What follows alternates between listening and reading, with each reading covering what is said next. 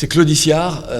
Merci de m'accorder quelques minutes de votre temps afin que je puisse vous expliquer ce qui se passe, ce qui se dit autour de Tropic FM. Mais avant cela, je voudrais juste quand même rappeler aux uns et aux autres, mais je sais que bon nombre d'entre vous le savent, vous connaissez mes engagements, vous savez que depuis l'âge de 17 ans, je suis engagé pour ma communauté, une communauté qui est jeune ici dans ce pays, en France, et qui se construit, qui a besoin de se construire, qui a besoin de tous ses enfants, de tous ses talents pour devenir une communauté plus forte.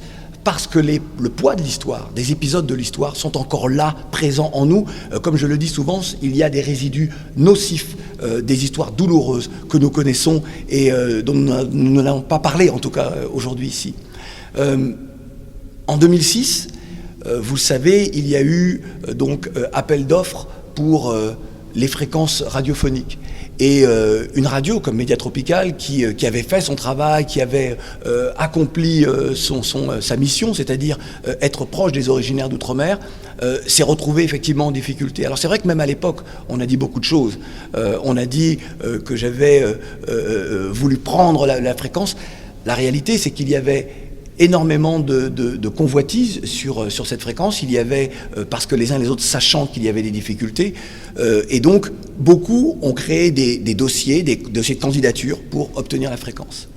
Et avec mon réalisateur de RFI à l'époque, Patrick Lemur, je lui ai dit « Veux-tu te lancer avec moi dans une aventure radiophonique ?» Et on s'est mis à travailler sur un projet de radio. Et alors lui, c'est le côté très technique, Patrick Lemur, il connaît ça par cœur. Et moi, je suis pas un homme d'argent. Moi, je suis un homme qui construit ce type de barnum. Je suis, entre guillemets, un artiste, je suis un homme de médias. Mais je suis pas l'homme de l'art lorsque l'on parle d'argent, de financier et tout cela. Et pour moi, l'argent n'est qu'un moyen de faire des choses, ce n'est jamais une finalité. Et j'ai cherché parmi mon entourage, mes amis, mes connaissances, quelqu'un qui allait pouvoir jouer ce rôle-là et avec qui j'allais être en confiance. Surtout ça, parce que lorsqu'on parle d'argent, souvent, c'est important d'être en confiance. Et il y avait une amie qui était pressentie, un autre ami qui était pressenti, je vais me permettre de le nommer puisque c'était Jean-Michel Élien d'Espace FM, et puis j'ai pensé à un autre de mes amis, c'est Stéphane Mouangué. Et je me suis dit, tiens, pourquoi pas Stéphane ? On avait ensemble fait des choses dans le passé, pourquoi pas ? Et donc je l'ai appelé. Il m'a dit tu es sûr de ? Je lui ai dit dans la vie on n'est jamais sûr de rien, mais voilà, moi en tout cas je m'engage. C'est une continuité dans mon métier, mais c'est pour moi une façon de dire voilà, je vais concrétiser mon engagement pour ma communauté. Le 14 mai 2007, le CSA s'apprête donc à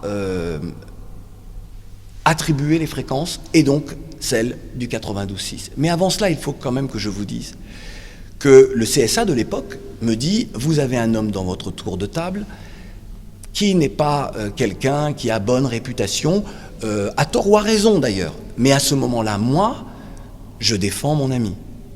Et donc, je dis au CSA, je me porte garant pour Stéphane Mouangué. C'est une loyauté qui me coûte très cher aujourd'hui en 2014. Donc, le 14 mai 2007, le CSA, en fin d'après-midi, donne les résultats et attribue la fréquence de 92.6 au projet de Tropic FM. Alors évidemment, c'est un moment d'euphorie entre guillemets, parce qu'on sait qu'on a beaucoup de travail avec Patrick Lemur à faire. Il faut construire la radio, il faut y aller, quoi. Ça va pas être une partie de plaisir. On nous attend au tournant aussi. C'est ce que nous faisons. La radio démarre, les choses démarrent plutôt bien. Moi, j'ai envie d'une chose. Je veux, dans cette radio-là, et c'est important que je vous le précise, cette radio dont j'ai dessiné tous les contours, c'est-à-dire le dossier, ce que je souhaitais pour ce média-là, c'est-à-dire que ce soit la radio des Français d'outre-mer de l'Hexagone, que ce soit une radio généraliste, à dominante musicale, parce que la musique, les musiques sont importantes dans nos identités, dans nos cultures, mais je voulais que ce soit une radio généraliste. Il était pour moi hors de question de faire une radio qui ne serait pas le symbole à la fois des ambitions des gens d'outre-mer, des réussites des gens d'outre-mer, des difficultés aussi auxquelles on pourrait apporter des réponses, créer la conjugaison des talents, permettre en tout cas à toute cette communauté d'être plus forte. Comment faisons-nous pour bâtir ensemble et grandir ensemble? Et c'est vraiment ce que je voulais. C'était un engagement pour moi. Et l'aspect, allons-nous, par exemple, faire les meilleurs sondages du monde, devenait pas secondaires, mais venaient en second plan. La première chose était la mission. Rendre compte de ce que sont les originaires d'outre-mer et que Tropic FM devienne le terrain de leur réussite. C'était vraiment ça, et dans tous les domaines. Le monde de l'entrepreneuriat, c'est pour ça que je suis très fier de dire aujourd'hui que Outre-mer Network, ce dispositif très important, est né à Tropic FM. Et donc, évidemment, pas seulement. La radio commence, nous faisons notre travail, la Réunion est présente sur la radio, la Polynésie est présente sur la radio, évidemment, les Antilles-Guyanes sont omniprésentes sur la radio parce que nous représentons le plus grand contingent de Français d'outre-mer ici dans l'Hexagone, mais nous rendons compte, encore une fois, de ce qu'est l'outre-mer en France, ici, proprement dite. Vous n'êtes pas sans savoir, et ça a fait un peu de remous, qu'en 2011, on me propose de devenir délégué interministériel pour l'égalité des chances des Français d'outre-mer. Moi, je n'ai pas de parti politique. Je ne suis ni au PS, ni à l'UMP. Je suis comme beaucoup de Français, je veux voir le sort des citoyens s'améliorer, que le niveau de vie des uns et des autres soit meilleur, voir des familles pouvoir élever leurs enfants le plus dignement possible. Voilà, je suis comme tout le monde, comme monsieur et madame tout le monde, évidemment.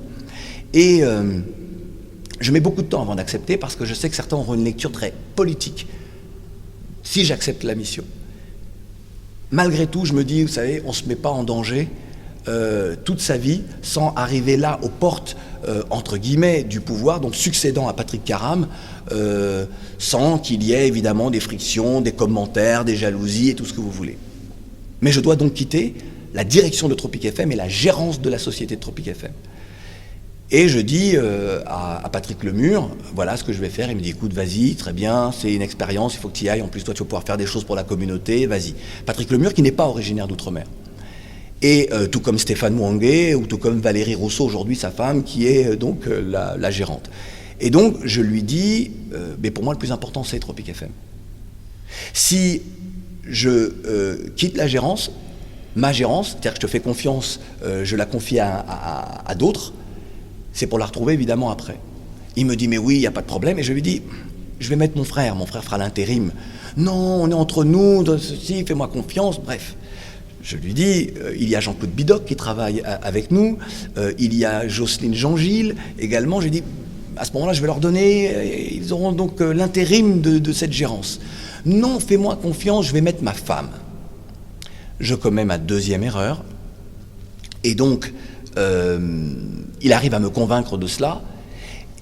Et moi qui venais de faire un document avec RFI, un papier pour mon retour à RFI, car là aussi vous n'êtes pas sans savoir que depuis 19 ans je fais une émission sur Radio France Internationale qui est plébiscitée partout en Afrique, qui s'appelle Couleur Tropicale. Je fais un document avec RFI, évidemment, pour officialiser mon retour après ma mission. Et je n'en fais pas avec mon associé lors de l'AG, l'AGE exactement, parce que je me dis que nous sommes en confiance, c'est un ami.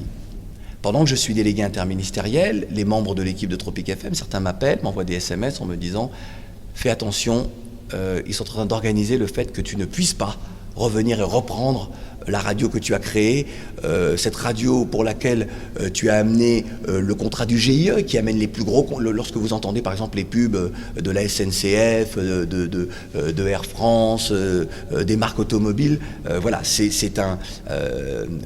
une grande régie nationale qui s'appelle Les Indés, dont le produit est géré par TF1, et évidemment à la tête du GIE, il y a l'un de mes amis qui s'appelle Jean-Éric Valli, et donc c'est ensemble qu'on a travaillé pour que Tropic FM puisse évidemment intégrer rapidement le GIE. Il a fallu quelques mois quand même, mais ça s'est fait. Les premiers contrats avec Air Caraïbes, avec tout cela. Mais c'est normal, à la limite, c'est mon métier, c'est moi l'homme des relations, et il était normal que je le fasse. Et donc on me dit, attention, il se passe des choses derrière ton dos et tu n'imagines pas. J'appelle évidemment Stéphane Mouangué en disant, mais Stéphane, on me dit que se passe-t-il? Il me dit, mais non, laisse les gens parler, c'est n'importe quoi, tu sais très bien. Et tout s'organise. Je le comprends plus tard, mais tout s'organise derrière mon dos. Lorsque je reviens, lorsque je démissionne, puisque j'ai démissionné de la délégation le 27 juillet 2012, je reprends toutes mes activités le lundi 30 juillet 2012. Je n'ai donc pas eu de vacances, que ce soit donc pour RFI, mais pour Tropic FM. Et fin août, début septembre, je dis bon, on va faire notre AGE pour que je puisse reprendre la gérance. Écoute, je lui dis, écoute quoi? Non, mais pourquoi t'as pas besoin de la gérance? Je lui dis, tu te moques de moi, hein, on va arrêter de rigoler. Et donc, il y a vraiment eu une attitude mais non, t'en as pas besoin. Et puis, il y a eu cette phrase, mais étonnante, lorsque tu es là, je n'existe pas. Et là, les bras m'en sont tombés. Et moi, je suis quelqu'un qui partage. Je lui ai dit que ce qu'il me racontait, c'était évidemment bidon, mais ça devait cacher quelque chose, mais je voulais bien en tenir compte. Et je lui propose de faire une cogérance. Il me regarde, réfléchit. Vous savez, lorsque les gens n'ont pas l'habitude de partager, ne s'attendent pas à ce genre de choses. Et il me dit, bon d'accord, mais tu n'as aucun pouvoir. Et là, vous comprenez dans quelle situation vous êtes. Je ne voulais pas impacter à la fois sur la communauté, évidemment, mais aussi sur mon personnel. Et durant 1 an, nous nous sommes affrontés, nous nous sommes parlé durement, il y a eu des moments d'apaisement. Il y a des personnes qui sont également entrées dans pour essayer de faire une médiation, de trouver une solution, et je pense à Ronald Rubinel. Et donc l'idée étant, trouvons des solutions. Et au bout d'1 an, vous comprenez très bien que l'autre, dans sa psychologie, il se dit, il ne dira rien pour ne pas donner une mauvaise image de la communauté à l'extérieur. Et puis il y a mon frère qui fait ce Facebook en juillet 2013, où mon frère, exaspéré par le fait que les artistes soient boycottés, le fait qu'il n'y ait pas une représentativité réelle de ce que sont les Outre-mer, mais même si on ne reste que sur le volet anti-Guyane, sur des musiques, des artistes qui n'ont plus le droit de citer au bénéfice de choses, entre guillemets, plus commerciales, mais surtout, de choses qui ne font pas partie de l'Outre-mer. Des musiques qui ne font pas partie de l'Outre-mer. Donc des espaces que l'on retire à des gens d'Outre-mer, à des talents d'Outre-mer, et là je ne parle que sur la musique, qui ont besoin de cet espace-là pour exister. S'ils n'ont pas cet espace-là sur Tropic FM, ils n'existent pas. Alors, certains me diront, oui, mais il y a aussi Espace FM. Tropic FM est la radio des Français d'Outre-mer, c'est une radio communautaire et identitaire. Espace FM est une musique qui diffuse des musiques antillaises, caraïbéennes en général, et pas seulement, mais c'est un choix, une ligne éditoriale sur une musique précise. Ce n'est pas une radio communautaire. Et pourtant, j'ai même envie de dire que souvent, elle fait plus de communautaire que nous. Et puis, les espaces où les uns les autres s'expriment disparaissent. Ce n'est plus le rendez-vous de la communauté Tropic FM. Et là, pour moi, c'est insupportable. Et je dis que maintenant, alors c'est vrai que moi je fais toujours beaucoup de choses, beaucoup d'activités, et je fais confiance aux collaborateurs qui travaillent pour moi. Et je me rends bien compte qu'il y a une dérive. Et cette dérive-là, évidemment, je ne peux pas l'accepter. Parce que les acteurs de la vie culturelle, par exemple, se disent, mais Claude Issard nous a trahis, il a promis quelque chose qu'il ne donne pas. Comment se fait-il que certains sont boycottés, à qui l'on dit, la commission n'a pas retenu, le panel n'a pas retenu ta musique? Ce n'est pas acceptable. Je connais évidemment toutes ces manières de faire, toutes ces pratiques des radios dites musicales qui ont des panels, des commissions et tout cela.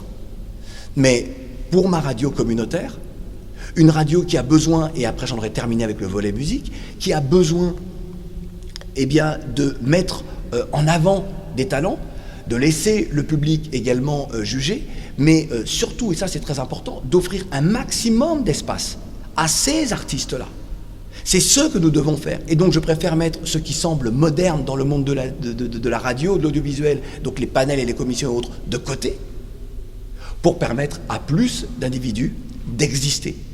Permettre à ces individus d'exister, c'est recréer de l'économie dans un secteur qui est en crise. Dans les années 90, années 80, 90, il y avait des labels de disques, il y avait des maisons de disques, il y avait et qui étaient des sociétés plutôt prospères. Aujourd'hui, cette prospérité-là n'existe plus. Alors les habitudes de consommation ont changé, mais nous devons, nous, à Tropic FM, radio communautaire et identitaire, permettre à ces acteurs-là donc d'exister. Donc, toute ma colère et ma frustration viennent là, les artistes qui m'appellent, qui me posent des questions et qui ne comprennent pas. Et puis, il y a également les autres, parce qu'une communauté, elle ne se résume pas à sa musique.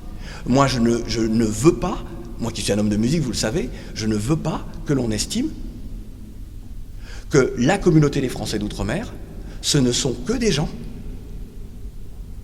de musique.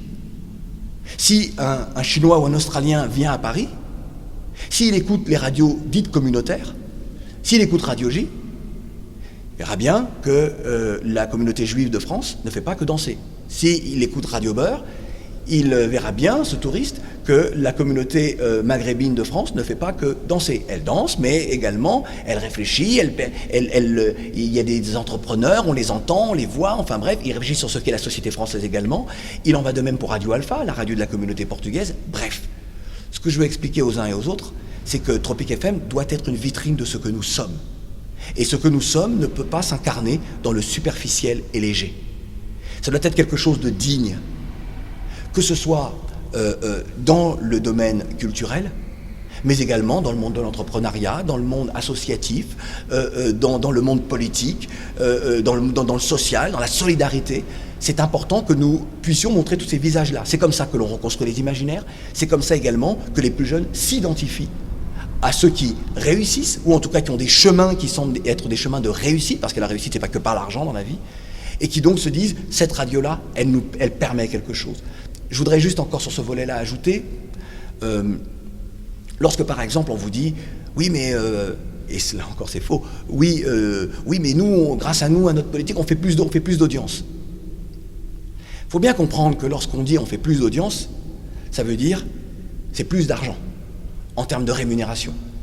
Il faut bien comprendre que le plus d'audience dont je vous parle varie sur des 0,3%.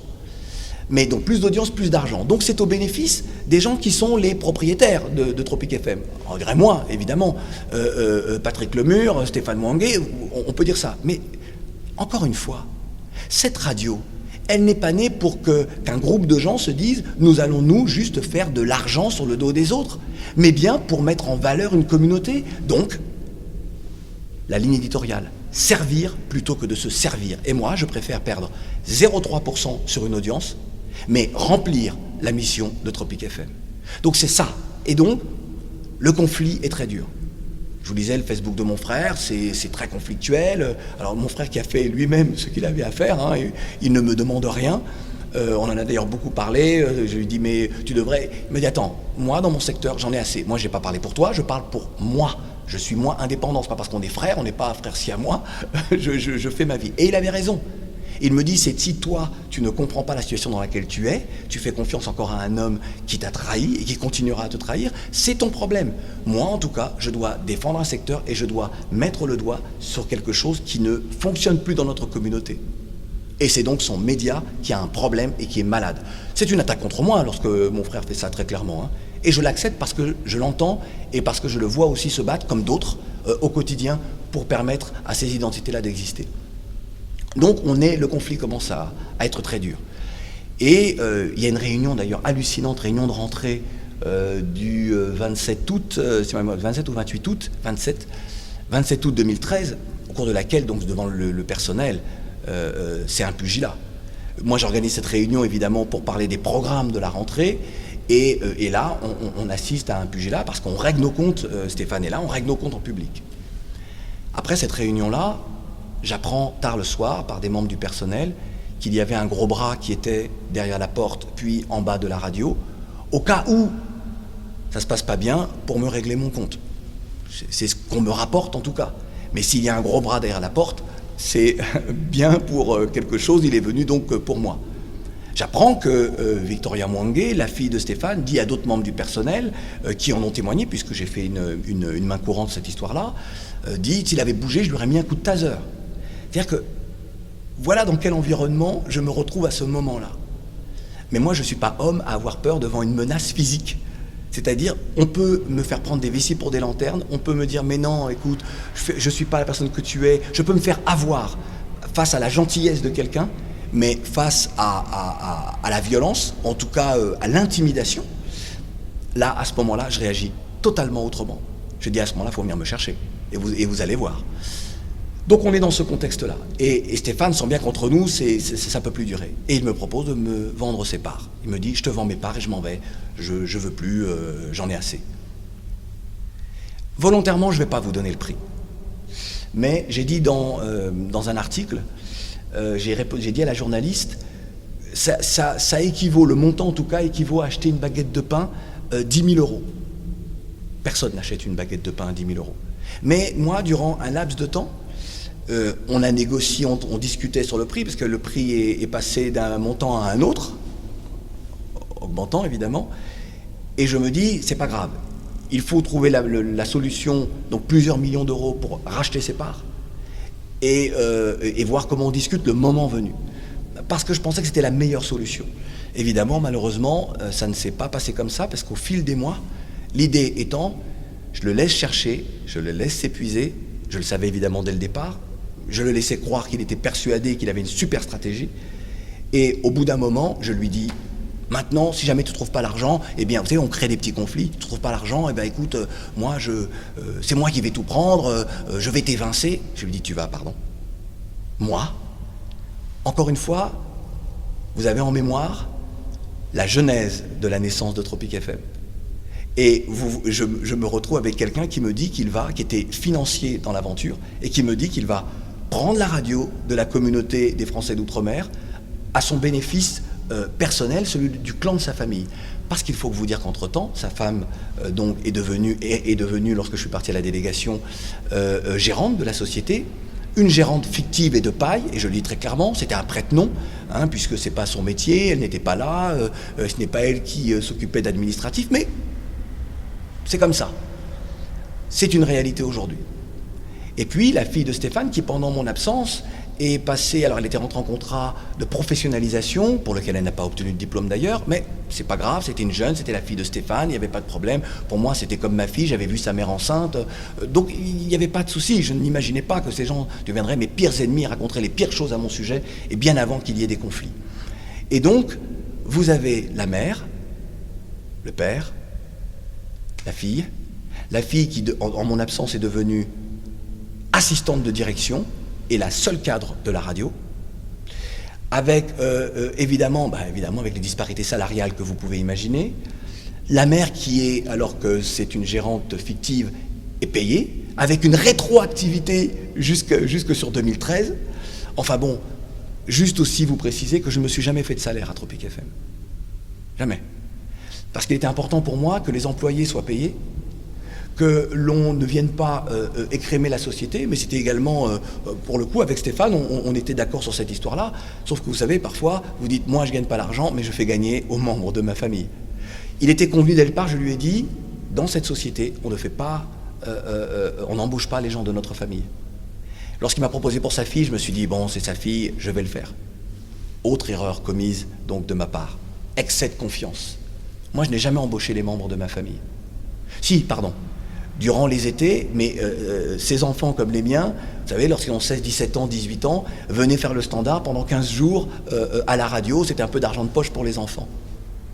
Mais c'était donc des jobs d'étudiants et rien d'autre. Donc, pas de membres de notre famille, sinon vous imaginez, avoir mon frère à côté de moi au sein de la radio m'aurait évité tous ces déboires aujourd'hui. On est dans une situation, au moment où je vous parle, extrêmement critique, puisque les choses ont explosé, puisque la communauté désormais est au courant de cela, et qu'il est hors de question pour moi ni de subir la spoliation, ni d'un point de vue personnel, mais je commence par moi parce que c'est la genèse de l'histoire de la radio, mais ni, et c'est le plus important, que la communauté des Français d'Outre-mer soit spoliée de son média identitaire et communautaire au bénéfice d'un clan familial, qui ne voit évidemment que le bénéfice de détenir un tel média et tout ce que l'on peut faire autour, parce que c'est une radio, parce que lui, sur son nom, n'aurait jamais pu obtenir un média, puisque le CSA, je vous le rappelle, m'a demandé de l'écarter et que j'ai dit non, je me porte garant pour lui. Il faut juste également que vous compreniez qu'aujourd'hui, et beaucoup de gens le savent peut-être, vous qui nous regardez, les plaintes sont importantes. Je parlais du monde culturel, mais pas seulement. Comment se fait-il, cette radio, quels que soient les succès qui peuvent être les siens, comment se fait-il qu'elle ne remplisse pas cette mission de service? Vous savez, dès le départ, j'ai créé quelque chose qui ne s'était jamais fait avant en France. Dans mon dossier, j'ai demandé à RFO à l'époque, est-ce qu'ils acceptaient d'être partenaires de Tropic FM, du projet Tropic FM, et de réaliser des journaux d'information quotidien pour la radio. Et donc, Tropic FM, c'est le privé, RFO, c'est le public. Et tout de suite, Gora Patel, puis François Guilbault m'ont dit « On y va, on fonce avec toi, c'est un beau projet, c'est une belle idée ».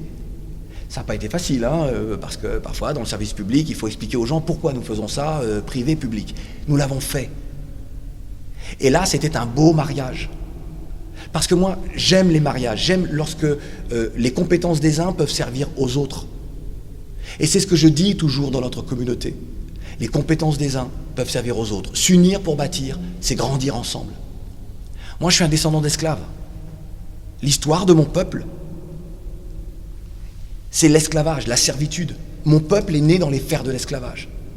Ce sont des gens qui, à la libération, à l'abolition de l'esclavage, n'avaient rien. Aux États-Unis, on leur donnait encore quelques lopins de terre, un lopin de terre et une mule, mais nous n'avons rien eu. Et nos gens se sont battus les uns après les autres, génération en génération, pour avoir un petit lopin de terre, puis un plus grand lopin de terre, avoir des bœufs, avoir une maison en bois, puis des maisons en dur. De génération en génération, les nôtres se sont battus. Le 19 mars 1946 est intervenue la loi de départementalisation qui a fait de la Guadeloupe, de la Martinique, de la Guyane et de la Réunion des départements français. Parce qu'il y avait une telle misère chez nous que des hommes comme Aimé Césaire et Paul Vergès se sont battus pour ça. Et moi, sans aucune prétention, comme beaucoup d'autres, nous sommes dans la lignée de celles et ceux qui luttons pour améliorer le quotidien des nôtres. C'est l'engagement de ma vie. C'est l'engagement de ma vie. Mettre ma force, ma vie pour ma communauté. Peut-être que certains étaient le 21 septembre 1991 devant Antenne 2 qui était avenue Montaigne à l'époque, où j'avais organisé cette manifestation pour protester contre la diffusion des propos de Charles Trenet insultant envers les Noirs. Ce jour-là, d'ailleurs, c'était le jour de la disparition d'Eugène Mona. Donc, un grand guerrier nous accompagnait dans cette manifestation digne et légitime. Il y avait à peu près 3000 personnes. C'était une première en France. 2 ans plus tard, le 23 avril 1993, j'organisais la première marche de commémoration de l'abolition de l'esclavage en France, de la place de la République à la place de la Nation. Ça ne s'était jamais fait en France. Pour ces actes-là, et pour d'autres après, des prises de position, dans ma carrière professionnelle, ça m'a coûté très cher. Mais je ne transige pas. C'est-à-dire que pour moi, ma génération doit s'engager. Patrick Lemur m'a prouvé sa fidélité. À aucun moment, il ne m'a trahi. Il était là pour s'occuper de la technique de Tropic. Il a tenu son rôle, parce qu'on a c'est une Rolls-Royce, hein, techniquement, Tropic FM. Il a tenu son rôle. Il n'a jamais voulu outrepasser la mission qui était la sienne au sein de la radio. Il n'est pas originaire d'outre-mer. Stéphane Mouangué était donc financier dans cette aventure. Et aujourd'hui, sa fille, sa femme, et il se dit, aujourd'hui la radio est à moi et je veux la prendre. Le descendant d'esclaves qui vous parle s'est juré un jour, je devais avoir 16 ou 17 ans, que jamais personne ne me prendrait. Ce qui est à moi, ce pourquoi je me suis battu, mais surtout, ce qui appartient au mien, à ma communauté. C'est très important que vous ayez ça à l'esprit. Cette radio-là, c'est pour la communauté. Si j'avais voulu en faire un outil d'enrichissement personnel, je l'aurais fait. En m'embauchant, en me faisant un salaire, bref, je ne l'ai jamais fait. Parce que la mission est beaucoup plus noble que ce que l'on peut gagner en salaire ou je ne sais quoi, ou en honneur ou tout ce que vous voulez. C'est ça. Il faut vraiment que vous compreniez que cette radio, c'est ça. Et c'est pour ça que lors de certaines interviews, je dis, mais moi, au regard des difficultés aujourd'hui, si nous devons perdre la fréquence de Tropic FM, ça ne me posera aucun problème. Parce que le CSA, le Conseil supérieur de l'audiovisuel, attribuera la fréquence à un originaire d'outre-mer. Vous pensez que Tropic FM doit être la seule radio communautaire et identitaire de France, à ne pas avoir à sa tête son fondateur originaire d'outre-mer? Toutes les radios communautaires de France sont dirigées par des personnes issues de ces communautés. Tropic FM sera l'exception. Vous pensez que ce serait une marque de dignité, cela? Vous pensez que quelqu'un qui ne s'est jamais engagé, je pense à Valérie Rousseau, à Stéphane Mouangué, donc à des personnes qui ne sont jamais engagées pour l'outre-mer, jamais, tous les combats qui ont été un peu difficiles, où il a fallu se mettre en première ligne, jamais, jamais, jamais, jamais. Mais je ne leur reproche pas, on n'est pas tous des guerriers, on ne demande pas à tout le monde d'être guerrier, mais au moins de respecter. Respectez la personne qui vous a amené dans une telle aventure, que vous trouvez jouissive, qui vous apporte du bonheur, eh bien tant mieux, respectez cette personne-là. Respectez cette communauté que vous êtes en train de spolier de sa radio, et en changeant les programmes, en vous disant, ce qui est important, c'est de faire de l'audience. Eh bien non, dans la vie. Dans la vie, l'important, ce n'est pas que de gagner, c'est de savoir ce que vous allez faire pour les autres, et laisser pour les autres. Lorsqu'on crée une radio, c'est pour ça. Une radio dite communautaire, c'est pour ça. Et donc, moi, je suis en résistance. Il y a une pétition que vous pouvez signer sur change.org, Claudicien en résistance. Aujourd'hui, il y a tout un volet qui est un volet pénal, que je ne vais pas aborder ici avec vous, parce que ça ne me semble pas être l'endroit. Et puis, il y a évidemment la défense de ce qu'est la radio. Et la radio, elle doit retrouver sa ligne éditoriale. Et on ne doit pas mettre des séquences en disant, voilà, vous savez, comme un prétexte, en disant, voilà, mais non, il y a ça, donc ça veut dire qu'on remplit notre mission. Non, nous devons remplir notre mission. Notre communauté aujourd'hui est une communauté qui a besoin de ce ciment que représente un média et que représente la radio. Et donc moi, c'est pour ça que je me bats. C'est pour ça que je suis en résistance. C'est pour ça que, et je vraiment voudrais les remercier, que des personnalités comme la ministre des Outre-mer, Georges Paul-Angevin, vous avez probablement lu son article, elle prend très clairement fait et cause pour le combat qui est le mien pour la radio communautaire, et elle dit « Une radio n'est pas une marchandise ». Je voudrais remercier Victorin Lurel, je voudrais remercier également bon nombre de personnalités qui ont signé, qui se sont engagées. Je voudrais remercier le CREFOM et Patrick Caram, qui là aussi s'engagent pour dire non, ce n'est pas acceptable. Je voudrais remercier bon nombre d'artistes qui, aux premières heures, sont rentrés dans le combat. Le courage, parce que beaucoup n'en ont pas, mais encore une fois, je ne jette pas la pierre à ceux qui n'en ont pas, qui ont peur, je peux le comprendre. Mais le courage, pour moi, c'est la dignité. Je pense à Admiralty, je pense à Chris, je pense à Kalash, je pense à Saïk, je pense à Dédé Saint-Prix, je pense à Mehdi Custos, bref, beaucoup d'artistes.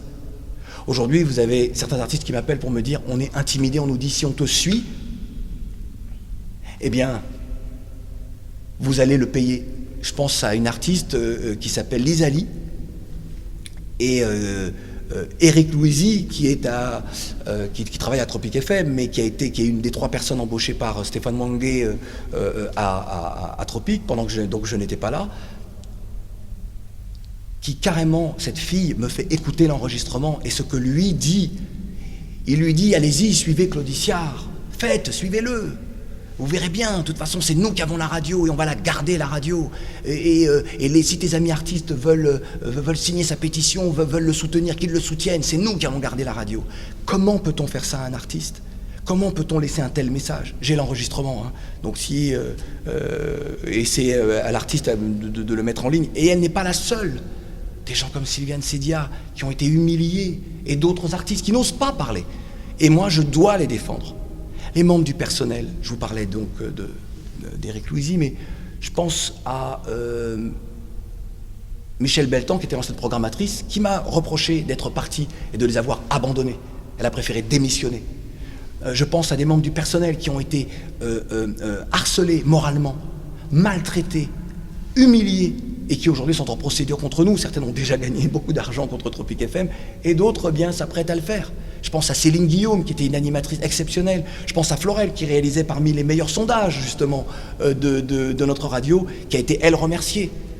À un moment donné, je ne peux pas, face à des gens qui m'ont fait confiance en venant, que j'ai embauché, je ne peux pas les laisser comme ça, et je dois, là encore, les défendre. Des gens de chez nous. Céline Guillaume, qui venait d'avoir un bébé. Et si vous n'avez aucun état d'âme en licenciant une personne comme ça, et moi, je fais quoi? Je dis quoi? Après, je parle de solidarité, je parle de communauté, je parle de tout ça, et je laisse de telles injustices se perpétrer?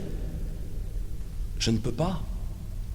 Et donc, encore une fois, aujourd'hui, j'irai jusqu'au bout, jusqu'à mon dernier souffle. Intimidation ou pas intimidation,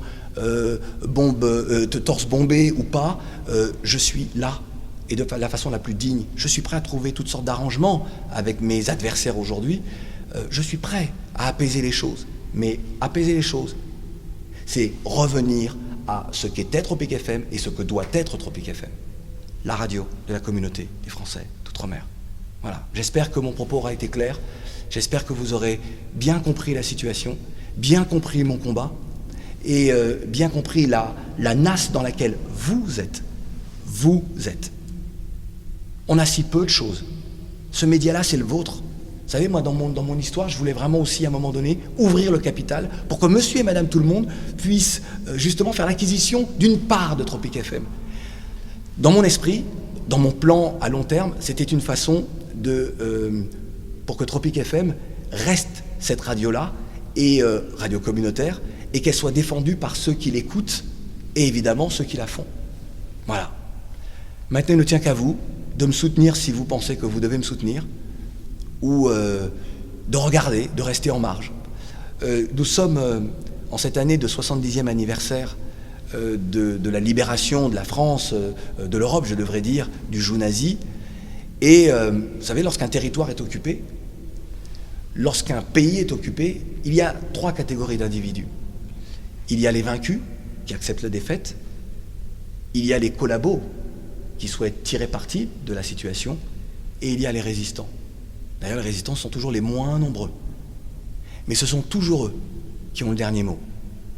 Merci.